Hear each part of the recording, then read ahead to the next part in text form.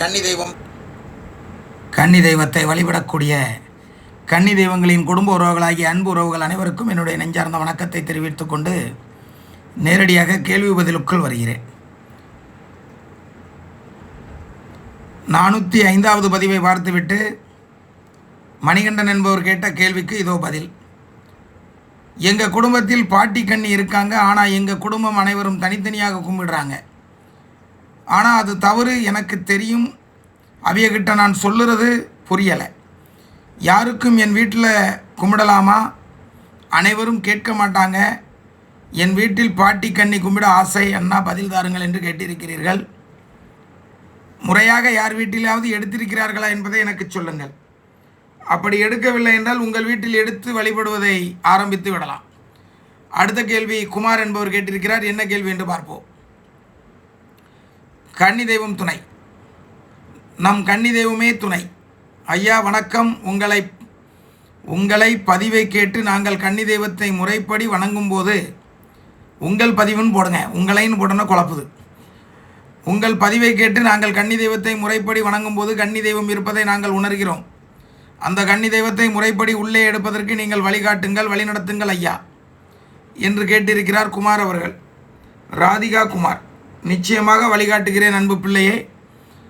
அடுத்தபடியாக சித்ரா ரமேஷ் கேள்வி கேட்டிருக்கிறார். என்னவென்று பார்ப்போம். நன்றி அண்ணா, இந்த பதிவில் என் குரலை பாராட்டினீர்கள். என் குரலின் உற்சாகத்திற்கு காரணம் மகிழ்ச்சியூட்டும் நெகிழ்ச்சியூட்டும் நமது கன்னி தெய்வ சேனல் தான் அண்ணா என்று கூறியிருக்கிறார். ரொம்ப சந்தோஷம் அம்மா. உண்மைதான் அம்மா.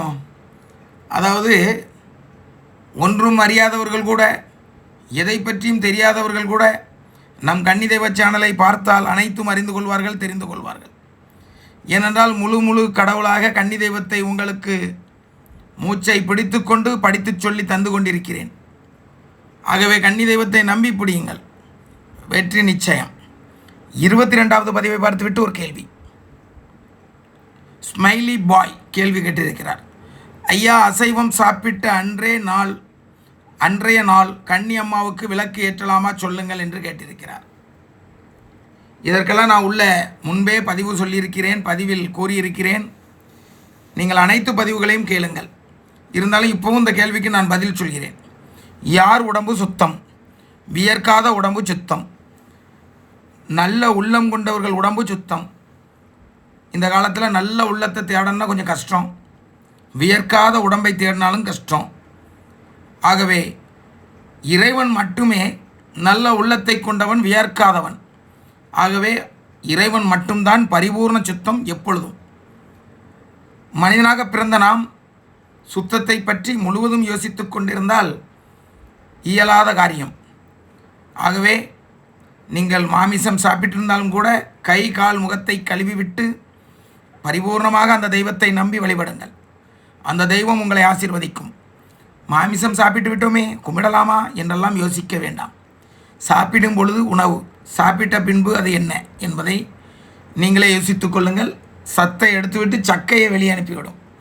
ஆகவே அன்பானவர்களே, கன்னி தெய்வத்தின் பிள்ளைகளே, உண்மையாக உள்ளன்பாக உணர்வோடு உயிரோடு கலந்து கன்னி தெய்வத்தை வழிபடும் பொழுது அந்த தெய்வம் உங்களை ஆசீர்வதிக்கும். மகிழ்ச்சி. மீண்டும் 404வது பதிவை பார்த்து ஒரு கேள்வி. அதற்கு முன்பாக அனைவரும் தாழ்மையோடு சொல்கிறேன், 1வது பதிவிலிருந்து இந்த பதிவு வரைக்கும் முழுவதுமாக கேளுங்கள். கேட்டால் என்னிடத்தில் நீங்கள் கேட்கக்கூடிய கேள்விகள் எல்லாம் சரியானதாக இருக்கும். இல்லைன்னா கேட்ட கேள்வியே கேட்ட மாதிரி வரும். ஒரு உதவி, உங்கள் கன்னி தெய்வமுடன் என்னை சுற்றி என்ன நடக்குது இன்னும் சொல்ல முடியுமா? ஒரு உதவி, உங்கள் கன்னி தெய்வமுடன் எனக்கு சுற்றி என்ன நடக்குதுன்னு சொல்ல முடியுமான்னு கேட்டிருக்காங்க. கண்டிப்பாக சொல்ல முடியாது. காரணம் நீங்கள் யாருன்னு எனக்கு தெரியலை. முதல்ல உங்கள் வீட்டில் இருக்க கன்னி தெய்வத்தை முழுசாக நம்பிக்கையோடு வணங்குங்க. உதவி உங்களுக்கு தானாகவே வந்து சேரும்.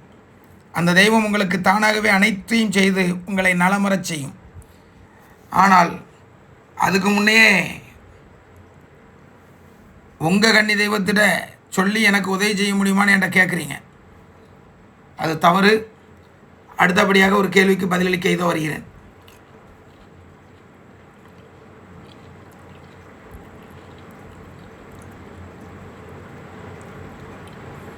ராஜாராம் சாந்தி, கன்னி தெய்வம் துணை, கன்னி தெய்வம் துணை, கன்னி தெய்வமே துணை. ரூபினிஷா, லைசால் அத்தைகள், இருளாய் அத்தை துணை. நான் பதிவை கேட்கும்போது என் உடம்பே புல்லரிக்குது அண்ணா. ரொம்ப நேரமாக உடம்பு புல்லரிச்சுக்கிட்டே இருந்ததண்ணா. ரொம்ப சந்தோஷமாக இருக்கு அண்ணா. இதே போல் அனைத்து கன்னி தெய்வத்தை வணங்கும் உறவுகள் அவரவர் வீட்டுக்கும் அந்த கன்னி தெய்வம் பேச வேண்டும் என்று நான் அனைத்து கன்னி தெய்வங்களையும் வணங்குகிறேன் அண்ணா. எங்கள் வீட்டிலும் எங்கள் அத்தைகள் வந்து பேச வேண்டும் என்று ஆசைப்படுகிறேன் அண்ணா. நியாயமான ஆசைதான். நிச்சயமாக உங்கள் தெய்வம் உங்களிடத்திலே வந்து பேசுவார்கள். அதற்கு முறைப்படி எடுத்து வணங்குங்கள். ஏன்னா உங்களுக்கு எல்லாம் தெரியும். அதனால் உங்களுக்கு நான் எல்லாத்த போல பதிலளிக்க வேண்டியதில்லை. சித்ரா ரமேஷ் என்பவர்கள் ஒரு கேள்வி கேட்டிருக்கிறார்கள், என்னவென்று பார்ப்போம். கன்னி தெய்வங்களே துணை. இந்த பதிவில் ஒரு சகோதரர் சாட்சி கூறியிருந்தார். அவருக்கு மிக்க நன்றி. கன்னி தெய்வங்களுக்கு சாட்சியோ இல்லையோ, கன்னி தெய்வங்கள் அனைவரும் நமது சேனலுக்கு சாட்சியாக இருக்கிறார்கள். இல்லை என்றால் கன்னி தெய்வங்களை எடுத்து வணங்குவதால் தான் வீட்டில் பிரச்சனை வருகிறது என்று எண்ணும் பொழுதில் தங்களுடைய கன்னி தெய்வ சேனலை கண்களில் காண்பித்து பயனடைய செய்வார்களா? அதனால் கன்னி தெய்வங்களே நமது சேனலுக்கு மிகப்பெரிய சாட்சி அண்ணா. கன்னி தெய்வங்களே துணை அண்ணா என்று கூறிய அன்பு உறவை பாராட்டுகிறேன். நான் பெருமைக்காக சொல்பவன் அல்ல, பெருமைக்காக பேசுபவனும் அல்ல. இந்த இடத்துல தெளிவாக ஒரு விஷயத்தை சொன்னேன். இங்கே 9000 கன்னி தெய்வங்கள் பயணம் செய்து கொண்டிருக்கிறார்கள் என்று கூறினேன். மிக விரைவில் 9000 லட்சம் கன்னி தெய்வங்கள் பயணம் செய்யக்கூடிய நாளும் வரும் என்று கூறுகிறேன். அன்பானவர்களே, தெளிவாக தெரிந்து கொள்ளுங்கள். கன்னி தெய்வத்தை நம்பிய நாம் ஒருபோதும் தோல்வியடைய மாட்டோம். இது ஒரு தனிநபருக்கான சேனலா என்று கேட்டால் இல்லவே இல்லை. அப்படி நினைத்திருந்தால் நான் அத்தைகளின் பெயரை வைத்து இந்த சேனலை நடத்தியிருப்பேன். கன்னி தெய்வம் என்று கூறிவிட்டால் அனைத்து கன்னி தெய்வமும் என் தாயே. என் தாய்களுக்காக இங்கே உழைத்து கொண்டிருக்கிறேன். என் தாய்கள் அவரவர் குடும்பத்திற்குள் வந்து அவரவர் குடும்பத்தை காக்க வேண்டும், வாழ வைக்க வேண்டும் என்ற எண்ணத்தோடு இங்கு பேசிக்கொண்டிருக்கிறேன். நன்கு அறிவார்கள் கன்னி தெய்வங்கள். என் மனம் நன்கு புரியும் அவர்களுக்கு. நான் உழைக்கிறேன், அவர்கள் வீட்டிற்குள் வருகிறார்கள். நான் இங்கு பேசுகிறேன், அவர்கள் பிள்ளைகள் அவர்களை வணங்குகிறார்கள். நான் இங்கே உரையாடி கொண்டிருக்கிறேன், அவர்கள் பிள்ளைகள் அங்கே அவர்களை வணங்கி செழிப்புற வாழ அந்த கன்னி தெய்வங்கள் அங்கே உரையாடும். பேசுவது புரிகிறதா? புரிந்தவர்களுக்கு புரியும், புரியாதவர்கள் என்ன பேச்சென்று யோசித்துக் கொண்டிருப்பார்கள். இனிதான் விளையாட்டே ஆரம்பம். கன்னி தெய்வங்களின் விளையாட்டு இனிதான் இருக்கிறது. ஆடி மாதம் முடிந்து விட்டது. மீண்டும் அடுத்த ஆடி வரை அத்தனை கன்னி தெய்வங்களுக்கும் வழிகாட்டி அத்தனை கன்னி தெய்வங்களையும் எடுத்து வழிபட வைக்க வேண்டும் என்பதுதான் என்னுடைய நோக்கம். வழிபட வைக்க வேண்டும், எடுத்து வைக்க வேண்டும், வழிபட வேண்டும், கும்பிட வேண்டும், வாழ்க்கையில் அனைவரும் நலமோடு வாழ வேண்டும் என்பதுதான் என் நோக்கம். அன்பு பிள்ளைகளே, கன்னி தெய்வத்தை பெற்ற பிள்ளைகளே, எடுத்து கும்பிடுங்கள். சும்மா கும்பிட்டோம், ஏனோ தானோ என்று கும்பிட்டோம், நலமாக இல்லையே என்று வருத்தப்படாதீர்கள். 402வது பதிவை பார்த்துவிட்டு ஒரு மகன் கேள்வி கேட்கிறார், என்னவென்று பார்ப்போம். Black king. கோவில் சென்றாலோ அல்லது சாபி பற்றி நினைத்தாலோ கொட்டாவி அதிகம் இருக்கு, என்ன காரணம்? ஐயா, எங்களுக்கும் கன்னி தெய்வம் உண்டு, ஆனால் எங்களுக்கு சொந்த வீடு இல்லை. எனவே நாங்கள் கன்னிக்கு கொடுத்து சில வருடங்கள் ஆகிவிட்டது. இப்போது சில மாதமாக எனக்கு உடம்பில் கொட்டாவி சிறு நடுக்கம் போல் இருக்கும். மாலை நேரத்தில் கொட்டாவி தொடர்ந்து வருகிறது, நடுக்கமும் இருக்கிறது. இது கன்னி தெய்வத்தின் வேலையா என்று கேட்டிருக்கிறார். கன்னி தெய்வம் அதிகமாக கொட்டாவி விடுவதில்லை. கொட்டாவி வந்துட்டாலே எங்கே சிக்கல் இருக்குன்னு தான் அர்த்தம். ஆகவே பயப்பட வேண்டாம். உங்களை பயமுறுத்துவதற்கு நான் பேசுபவனும் அல்ல. இறுக பிடித்து கொள்ளுங்கள் உங்கள் கன்னி தெய்வத்தை. இறுக பற்றி கொள்ளுங்கள் உங்கள் கன்னி தெய்வத்தை. அந்த கன்னி தெய்வம் உங்களையும் உங்கள் உடம்பையும் உங்கள் குடும்பத்தையும் பாதுகாக்கட்டும். கன்னி தெய்வம் துணை. மீண்டும் அடுத்த கேள்விக்குள் செல்கிறேன். நீங்கள் ஏதாவது சந்தேகம் இருந்தால் என்னுடைய ஃபோனில் தொடர்பு கொள்ளுங்கள். திவாகர் என்பவர் ஒரு கேள்வி கேட்டிருக்கிறார், என்னவென்று பார்ப்போம். கன்னி தெய்வ குருவே, உங்களுக்கு இனிய குரு பூர்ணிமா நல்வாழ்த்துக்கள். இன்று அனைத்து குருமார்களுடைய தினம். அனைவருக்கும் உங்களுடைய குருவருளும் கன்னி தெய்வங்களின் திருவருளும் ரூபினிஷா லைசால் அத்தைகளின் பேரருளும் கிடைக்கட்டும். நன்றி கன்னி தெய்வமே துணை என்று கூறிய திவாகர் அன்பு பிள்ளை தஞ்சாவூரைச் சேர்ந்தவர் வாழ்த்துக்கள். மகிழ்ச்சி. மீண்டும் அடுத்த ஒரு கேள்விக்கு பதிலளிப்போம். 399வது பதிவை பார்த்துவிட்டு ராதிகா செல்வராஜ், அப்பா படம் வச்சு வணங்குவதை விட தீபமேற்றி வணங்குவது சிறப்பு என்று சொன்னீங்க. மகிழ்ச்சி. அகல் விளக்கா இல்லை பித்தளை விளக்கில் ஒரு முகம் இருக்கும் அந்த விளக்கா? பதில் தாருங்கள் அப்பா என்று கேட்டிருக்கிறார் ராதிகா செல்வி. ராதிகா செல்வராஜ், அதாவது 4 முகங்கள் கொண்ட குத்து விளக்கை வாங்கி ஒரு முகத்தில் தீபம் ஏற்றுங்கள், அதுவே போதுமானது என்று கூறிக்கொள்கிறேன். மீண்டும் 400வது பதிவை பார்த்துவிட்டு நாகராஜ் என்பவர் கேள்வி கேட்டிருக்கிறார். என்ன கேள்வி என்று பார்ப்போம். கன்னி தெய்வம் துணையப்பா, நம்மளை அம்மா அப்பா எப்படி பார்த்துப்பாங்களோ அதை விட அதிகமாக நம்மளை பாதுகாக்கிற தெய்வம் கன்னி தெய்வம். நாம் மறந்தாலும் நம்மளை நினச்சிக்கிட்டே இருக்கிற தெய்வம், நமக்காக வாழுகிற தெய்வம் கன்னி தெய்வம். கன்னி தெய்வம் துணையப்பா என்று கூறியிருக்கிறார். உண்மை உண்மை உண்மை. நம் தாய் தகப்பன் நம்மை எப்படி நேசித்தார்களோ, நம் தாய் தகப்பன் நம்மை எப்படி வளர்த்தார்களோ அதை விட ஒரு மடங்கு அதிகமாக நம்மை நேசிப்பவரும் வளர்ப்பவரும் நம் கன்னி தெய்வம் என்பதை உறுதியாக சொல்கிறேன். நாகராஜை பாராட்டலாம். தெளிவாக கூறியமைக்கு நன்றி.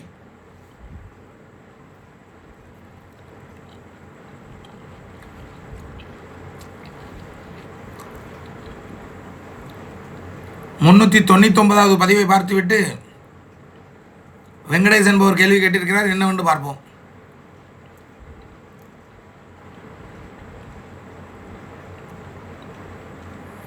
ஐயா, நாங்கள் கன்னி தெய்வத்தை கும்பிடுகிறோம். ஐயா, நாங்கள் கன்னி தெய்வத்தை கும்பிடுகிறோம் என்றால் அதற்கு காரணம் நீங்கள்தான். அண்ணனுக்கு மேரேஜ் நல்லபடியாக முடிஞ்சிட்டு ஐயா. உங்களுக்கு நாங்கள் ரொம்ப நன்றி கடன் பட்டிருக்கிறோம் ஐயா. திருவாரூர் சுரேஷ் ஐயா, கன்னி தெய்வம் துணை ஐயா, உங்கள் வழிகாட்டுதல் படி கன்னி தெய்வத்தை வணங்குகிறோம், மன நிம்மதியுடன் வாழ்கிறோம் என்று கூறியிருக்கிறார். இவர் திருவாரூரில் பிறந்திருந்தாலும் கூட இந்த கன்னி தெய்வத்தின் மூலமாக எனக்கு ஒரு அன்பு பிள்ளையாக என்று என்னோடு பயணம் செய்கிறார். இவர் வீட்டிற்கு கன்னி தெய்வத்தை எடுத்துக் கொடுக்க நான் பட்ட பாடு அந்த கன்னி தெய்வமே அறிவார்கள். இவருடைய தகப்பனார் வேண்டாம் என்று சொல்ல, இவர் வேண்டும் எடுக்க வேண்டும் என்று சொல்ல, கன்னி தெய்வத்திற்கு நாள் குறித்தாச்சு, ஆட்கள் வந்தாச்சு, மாந்திரிகர்கள் வந்தாச்சு, ஆனால் எடுப்பதில் தடை இருப்பதை இவர்கள் என்னிடத்தில் கூறினார்கள். அப்பொழுது நான் ஒன்றை மட்டும் கூறினேன், கவலை வேண்டாம், கன்னியை எடுப்பதற்கு முன்றைய நாள் உங்கள் இல்லத்திற்கு வருகிறேன், உங்கள் தகப்பனாரிடம் பேசுகிறேன், அவர்கள் நிச்சயம் கன்னி தெய்வத்தை எடுத்து வழிபட வழிகாட்டுவார்கள் என்று கூறினேன். அதே போன்று இவர்களுடைய வீட்டுக்கு சென்று இவருடைய தகப்பனாரிடத்தில் பேசும் பொழுது அவர்கள் சற்று மது அருந்துபவர். அந்த நேரத்தில் அவர்கள் குடித்திருந்தாரோ குடிக்கவில்லை என்பது எனக்கு தெரியாது. நான் பேசிவிட்டு சென்று விட்டேன். அன்று இரவே அந்த தம்பி மறுபடியும் பின்னை தொடர்புகள் கொண்டு எங்கள் அப்பா கன்னி தெய்வத்தை எடுக்க சம்மதித்து விட்டார் என்று கூறினான். யாருடன் பேசுவது? கன்னி தெய்வம் தீர்மானித்த பிறகு மனிதன் தடை செய்வதா? இயலவே இயலாது. இன்று அந்த கன்னி தெய்வமே அந்த மகன் மீது தான் வருகிறது. அதாவது இந்த சுரேஷோட அப்பா மீது தான் வருகிறது. ஆனந்தம் விளையாடும் வீடு என்பது போல அவர்களுடைய இல்லத்தில் திருமண தடங்கள் இருந்தது. இந்த கன்னி தெய்வத்தை எடுத்த நேரம் அவர்கள் வீடு ஒன்று கட்டினார்கள். மீண்டும் அந்த கன்னி தெய்வம் அவர்களுக்கு என்ன செய்ய நினைத்ததென்றால் இவருடைய சுரேஷுடைய சகோதரருக்கு திருமணத்தை நடத்தி வைத்தது. இன்று வீடு கட்டியாச்சு, அண்ணன்காரருக்கு திருமணம் நடத்தியாச்சு, மற்றும் அனைத்து நல்ல காரியங்களும் அங்கே வந்து கொண்டிருக்கிறது. அடுத்தபடியாக தம்பி சுரேஷ், உங்களுக்குத்தான் திருமணம். நிச்சயமாக உங்கள் திருமணத்திற்கு நான் வர வேண்டும் என்று ஆசைப்படுகிறேன். பார்க்கலாம். நீங்களும் இன்று ரூபினிஷா லைசால் குடும்பத்தில் ஒருவராக பயணம் செய்து கொண்டிருக்கிறீர்கள். எங்கோ பிறந்தீர்கள், யாரென்றே தெரியாது, உங்களை பார்த்ததே இல்லை. கன்னி தெய்வத்தின் மூலமாக உங்களை அறிந்தேன். இன்று என்னோடு என் குடும்பத்தோடு ரூபினிஷா லைசால் குடும்பத்தில் ஒருவராக இன்று அந்த குரூப் சட்டையும் ஒன்று வாங்கி இருக்கிறீர்கள். அதில் பயணமும் செய்கிறீர்கள். திருவாரூரில் பிறந்த நீங்கள் திசையன் விலையில் அத்தைகளின் இல்லத்தில் ஒருவராக ஒருவர் ஒன்றோடு ஒன்று சேர்ந்து குரூப் சட்டையோடு நிற்கிறீர்கள் என்றால் தெய்வமே காரணம், மனிதன் அல்ல. மகிழ்ச்சி. மீண்டும் அடுத்த கேள்விக்கு பதிலளிக்க வருகிறேன். இவரும் என்னுடைய பிள்ளைதான், முனுசாமி, ராம்நாடு முனுசாமி. பார்க்கலாம் அவர் என்ன கேள்வி கேட்டிருக்கிறார் என்பதை.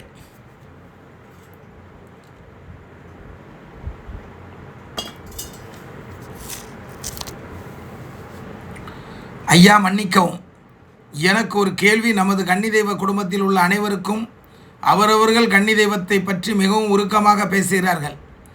வாழ வந்த மருமகள்களும் எங்கள் கன்னி தெய்வம், எங்கள் கன்னி தெய்வம் என்று கூறுகிறார்கள்.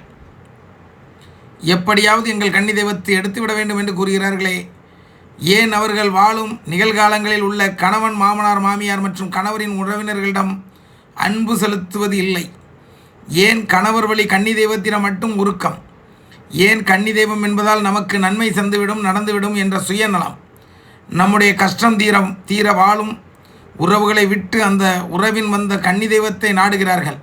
கன்னி தெய்வத்தை வணங்கும் நாம் சுயநலத்திற்காக நாடுகிறோமா, அல்லது ஒரு குழந்தை பல தலைமுறைகளாக பட்டினியில், வெயிலில், மழையில் நம்மை சுற்றி திரிகிறார்களே, அவர்களுக்கு ஒரு சிறிதளவு தண்ணீர், உணவு, பூ போன்றவைகளை கொடுத்து அவர்களை குளிர்விக்க வணங்குகிறோமா என்பதுதான் முக்கியம். நாம் அனைவரும் கன்னி தெய்வத்திடம் எந்த நோக்கத்துடன் இருக்கிறோம் என்பதை சிந்தித்து பார்க்க வேண்டும். இது திடீரென்று என் மனதில் தோன்றியது, கேட்டுவிட்டேன் ஐயா. ஐயா கூறுவது போல கன்னி தெய்வத்தை சுயநல நோக்கத்தோடு இல்லாமல் வணங்குகிறோமா என்று அனைவரும் அவரவர்கள் மனதை கேட்டுக்கொண்டு கன்னி தெய்வ குழந்தையின் மனதை குளிர்வித்து மனநிறைவுடன் வாழ முயற்சி செய்வோம். நமது கஷ்டங்களை கன்னி தெய்வம் தீர்த்து வைப்பார்களே. கன்னி தெய்வம் நமது ஆசை அல்ல. இதில் தவறு மற்றும் யார் மனதும் கஷ்டப்படும்படி பேசியிருந்தால் மன்னிக்கவும் என்று கூறியிருக்கிறார் முனுசாமி. அற்புதமான சிந்தனை முனுசாமி. இதை தவறென்று நான் கூற மாட்டேன். உங்களை மனதார வாழ்த்துகிறேன். இதில் என்ன தவறு இருக்கிறது? எப்படி ஒரு கன்னி தெய்வத்தை வழிபட வேண்டும், நம் குடும்பம் வாழ வேண்டும் என்று நாம் நினைக்கிறோமோ, அப்படி அந்த கன்னி தெய்வத்துக்கு சொந்தக்காரரான அந்த கன்னி தெய்வத்தின் பிள்ளைகள், மூற்றோர்கள், நம்மளுடைய முன்னோர்கள், அவர்களை எல்லாம் நேசித்திட வேண்டும் என்று நீங்கள் ஆசைப்படுவதில் எந்தவித தவறும் இல்லை. ஒரு வீட்டிற்கு வாழ வந்த பெண் தன் மாமனார், மாமியார், தன்னுடைய கணவனின் உடன் பிறந்தவர்கள் அனைவரையும் நேசித்திட வேண்டும். அவர்கள் உங்களை கொடுமைப்படுத்தியிருந்தாலும் கூட இந்த கன்னி தெய்வத்திற்காக நீங்கள் அதையெல்லாம் பொறுத்து கொண்டு அவர்கள் குடும்பம் நல்லபடியாக வாழ வேண்டும் என்று நீங்கள் அந்த கன்னி தெய்வத்திடம் வழிபட்டு வரும் பொழுது அந்த கன்னி தெய்வம் உங்களையும் உங்கள் கணவரையும் பெயர் சொல்ல, ஊர் போற்ற நல்லபடியாக வாழ வைப்பார்கள் என்பதுதான் உண்மை. முனுசாமி சொல்வதில் நீதி இருக்கிறது, நியாயம் இருக்கிறது, நல்ல எண்ணம் இருக்கிறது. ஆகவே முனுசாமி, உன்னை வாழ்த்துகிறேன், உன்னை பாராட்டுகிறேன். எவ்வளவு பெரிய விஷயத்தை இவ்வளவு எளிதாக, சிம்பிளாக, கேள்வியாக கேட்டுவிட்டாய். எத்தனை குடும்பங்கள் ஒன்று மாமியாரை வச்சு பிரச்சனை இருக்குது, இல்லை மருமகளை வச்சு பிரச்சனை இருக்குது, இல்லை மருமகனை வச்சு பிரச்சனை இருக்குது.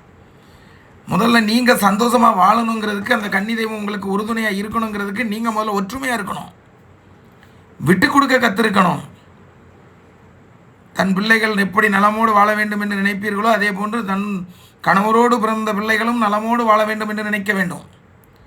தன் மனைவியோடு பிறந்த குடும்பத்தை சார்ந்தவர்களும் நலமோடு வாழ வேண்டும் என்று நினைக்க வேண்டும். ஆணாக இருந்தாலும் சரி, பெண்ணாக இருந்தாலும் சரி, நாம் வழிபடும் தெய்வம் புனிதமானவர்கள். ஆகவே புனிதமான எண்ணத்தோடு நீங்களும் வழிபட்டு வாழ்வில் நலமோடு வாழ வேண்டும் என்பதுதான் என்னுடைய ஆசை. இதோ திருவாரூர் கன்னியை பற்றி பேசினா, இப்போ இதுக்கு முன்னக்கூட்டி வந்தது அந்த கன்னி பதி தான்.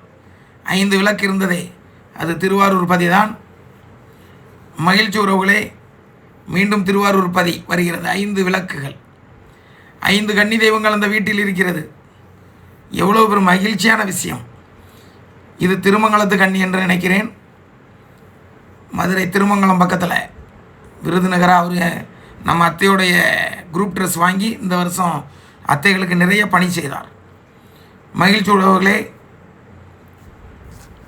இதே போன்று இன்னும் 2-3 நாட்களுக்கு தொடர்ந்து நிறைய பதிவுகள் வர இருக்கிறது. அனைத்து பதிவுகளையும் கேளுங்கள். இன்னும் எப்படி ஒரு 10 பதிவுக்கு இங்கே ரெடியாக இருக்குது கேள்விகள். ஒவ்வொரு கன்னி பதியும் போட்டிருக்கிறேன். இது தூத்துக்குடி. அந்த பதியை பார்த்ததுமே அந்த ஊர் ஞாபகம் வரும். சாத்தான்குளமா, இப்படி பதியை பார்த்த உடனே ஞாபகம் வரும். அதுதான் சிறப்பு. மகிழ்ச்சி உறவுகளே, இன்றைய பதிவிலிருந்து விடைபெற்று மீண்டும் நாளைய பதிவுக்கு உங்களை சந்திக்க வருகிறேன். அலங்காரத்தை பாருங்க.